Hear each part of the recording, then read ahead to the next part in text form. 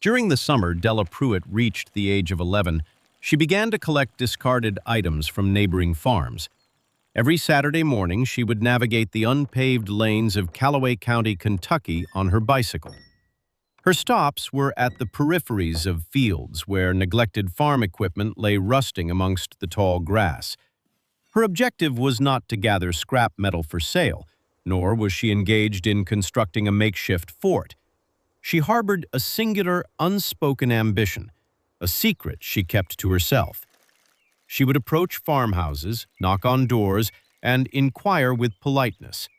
Repeatedly, farmers would respond with the same amiable consent. "Certainly, dear, help yourself."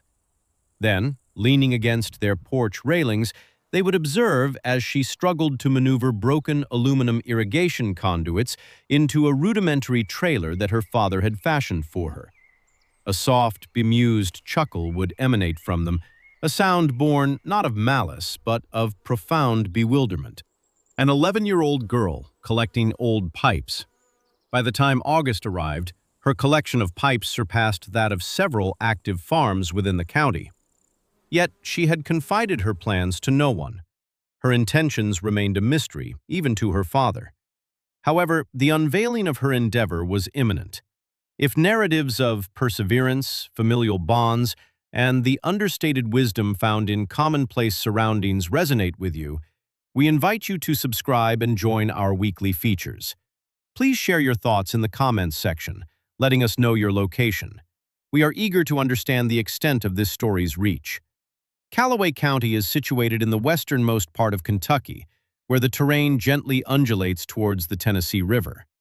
Summers here are delivered in abundance. By July, the sky takes on a hue reminiscent of aged brass, and the air is perfumed with the scent of freshly tilled soil, diesel fumes, and curing hay. This was a region where families had cultivated the same land for 4 generations, a fact they proclaimed with pride. Della Pruitt was the middle of 3 children born to Harlan and June Pruitt, who managed approximately 40 acres of fertile river bottomland. Harlan cultivated corn and soybeans, occasionally venturing into tobacco cultivation when market prices were favorable. He was a man of steady habits, measured in his speech, and patient in all aspects of life, save for drought, which presented him with his greatest challenges. June tended a kitchen garden of remarkable scope and ambition, featuring tomatoes, peppers, squash, and pole beans supported by stakes hewn from cedar. It was June who first placed seeds into young Della's hands, at an age when Della could barely reach the soil without bending her knees.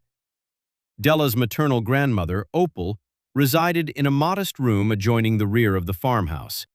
At 81 years of age, she spent most mornings at the kitchen table, sipping black coffee and perusing agricultural extension bulletins she had been accumulating since the 1960s. She read these publications with the same absorption that others might afford a novel. It was Opal who first observed Della's distinctive gaze upon the fields, a gaze that differed from that of other children. Della wasn't focused on the crops themselves, but rather on the water, where it gathered, where it flowed away, where the earth first showed fissures during dry spells, and where it retained moisture the longest after rainfall. As Callaway County entered its 3rd consecutive year of below-average precipitation, Della began to perceive a problem that the adults around her had passively accepted. Her father's soybean plants in the higher elevation fields, where the soil possessed a sandier composition and water drained too rapidly to be of much benefit, were visibly suffering. The county extension agent, a man of composed demeanor named Clifton Barr, had visited twice to assess the situation and offered his counsel. Increase irrigation frequency, apply mulch around the base of the plants to conserve moisture. However, more frequent irrigation incurred additional expenses and consumed precious diesel fuel. Furthermore, the water pressure was insufficient to convey the lines to the elevated ground without a considerable loss of efficiency across the expanse of the field. Della absorbed every word spoken by Clifton Barr, posing questions that were unusual for an 11-year-old. If the pressure diminishes when going uphill, what becomes of the water that never reaches the summit? Clifton paused. It simply ceases its movement. It remains within the conduit. Della nodded slowly, a gesture indicative of prolonged contemplation, a mind that had already processed the information and awaited a final piece of evidence for confirmation. This discussion took place in May. By June, her pipe collection had commenced. Della grasped a fundamental principle that had eluded many of the adults in her vicinity. Water is indifferent to cost. Its sole allegiance is to gravity. The upper fields on her father's farm were situated approximately 14 feet above the pond at the property's lower extremity, a small, spring-fed basin that had remained consistently full even during the most severe summers. This elevation differential of 14 feet was all that mattered, and Della had been poring over Opal's aged bulletins. She had learned about drip irrigation, a method that delivers water directly to the plant roots via slow-releasing emitters as opposed to overhead sprinklers, thereby conserving up to 60% more water by minimizing evaporation from hot soil and preventing runoff down inclines. She had also studied gravity-fed systems, an older design predating electric pumps, where water at a higher elevation flows downhill through pipes to irrigate lower fields. The pond on her father's farm was situated below the afflicted fields, rendering that particular setup impractical. However, there was a seasonal catchment, a shallow depression on the northern edge of the property, where rainwater naturally accumulated after storms, lingering for days before either percolating into the ground or evaporating. This depression was located above the problematic fields by approximately 9 feet. A 9-foot elevation, channeled through an appropriately designed pipe network, would provide sufficient hydrostatic pressure to operate a drip irrigation system for 1/4 of an acre without the need for any pumps. And she had acquired the necessary pipes to construct it. The structure she erected that summer lacked aesthetic refinement. It represented a child's interpretation of an engineer's concept, assembled from a mixture of mismatched PVC fittings, segments of aged aluminum lateral pipes that her father had replaced 3 years prior, and a spool of drip tape purchased from the local farm supply store with funds saved from selling eggs. She excavated shallow trenches by hand. Her father observed from a distance during the initial weekend, offering no commentary, and then quietly procured a shovel and assisted her in digging without inquiring about her project. This was characteristic of Harlan's approach. Her elder brother Cass considered the entire endeavor a wasteful expenditure of summertime. Her younger sister Wren viewed it as akin to a science experiment and remained nearby, offering tools that were often not required. The initial attempt proved unsuccessful. The connections at the collection basin were insufficiently sealed, resulting in leaks at 3 separate points before the water had traversed a mere 10 yards down the slope.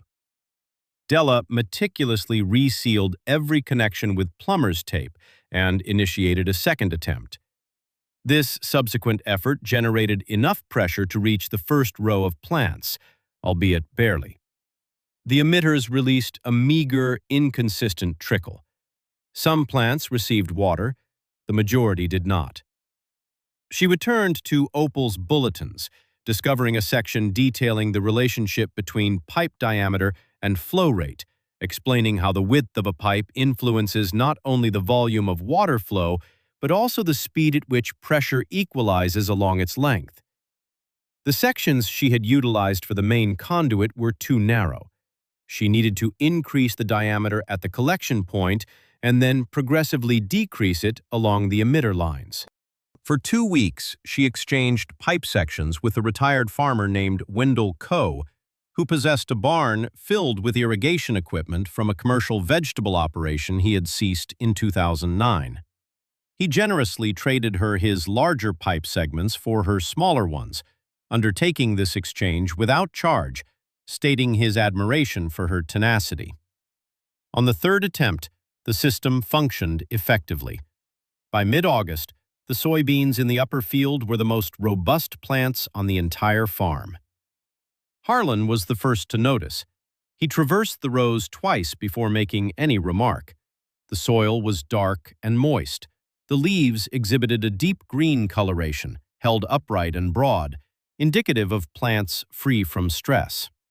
In the adjacent rows, which the gravity-fed lines had not yet reached, the identical soybean variety appeared pale and showed early signs of wilting due to heat stress. He sought out his daughter, finding her adjusting an emitter near the upper terminus of the system, lying prone on the ground to reach it. He stood observing her for a moment before asking, "How much water is this system consuming?" She provided him with a figure. The quantity was approximately 40% of what his conventional system utilized to irrigate the same area. He remained silent for a considerable period. Then he inquired, "Would you like to extend it to the east field?" Clifton Barr returned in September for a formal assessment. He meticulously examined the entire system with Della, posing questions and recording his observations. His demeanor suggested a process of reevaluation.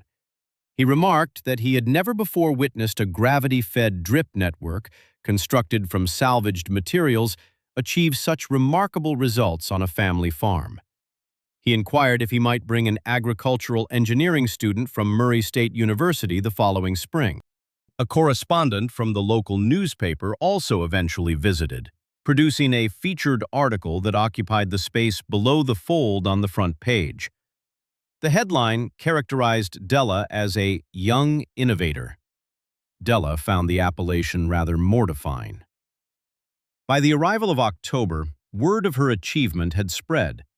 The farmers who had donated their old pipes to Della, those who had chuckled from their porches, drove out to witness the results firsthand. They arrived with the intention of offering polite acknowledgement, but they were utterly unprepared for what they encountered. The upper field presented a striking contrast in coloration to every other field in the county.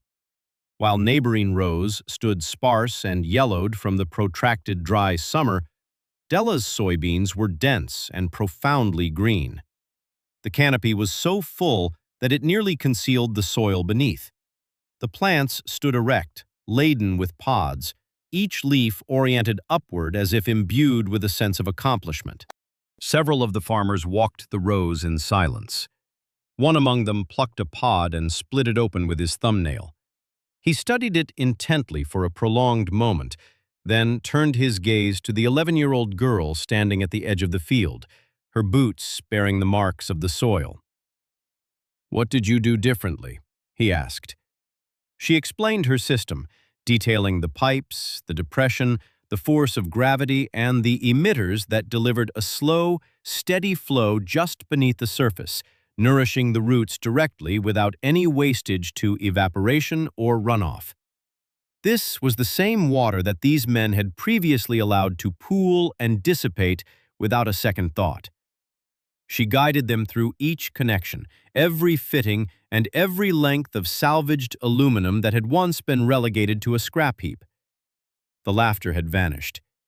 In its place emerged a more profound stillness, a sentiment that takes longer to manifest than mirth, but possesses a considerably greater endurance. Several of them subsequently asked Della if she would assist them in implementing a similar system prior to the ensuing planting season. She indicated her willingness to do so. Masanobu Fukuoka, the esteemed Japanese farmer and philosopher, once articulated, "The ultimate objective of agriculture is not the cultivation of crops, but rather the development and refinement of human beings." Della Pruitt cultivated soybeans that summer, exceptional soybeans, water-efficient, soil-enriching, and drought-resistant, outperforming fields managed by individuals with decades of agricultural experience. However, that was not the true harvest. The genuine yield was something far more intangible, the steadfast patience of a child who observed water rather than crop yields. the courage to solicit materials considered valueless by others, and the disciplined resolve to persevere through 2 failures and rebuild without complaint. Authentic agricultural acumen rarely stems from expensive equipment. It emerges from diligent observation, from the understanding that what others discard still holds intrinsic value if one is willing to ascertain its potential. Della is now 12 years old. She is already engaged in designing an expanded system for the East Field, with Wendell Coe providing assistance with the mathematical calculations. Opal continues to read her bulletins, and the pipes that once lay rusting at the edges of fields across Callaway County are now instrumental in fostering growth. What agricultural insight has resonated with you from Della's narrative? Please share it in the comments section. We value each submission. Kindly inform us of your geographical location. This community extends further than one might imagine, and if stories such as this hold significance for you, we encourage you to subscribe. We will return next week with another compelling narrative.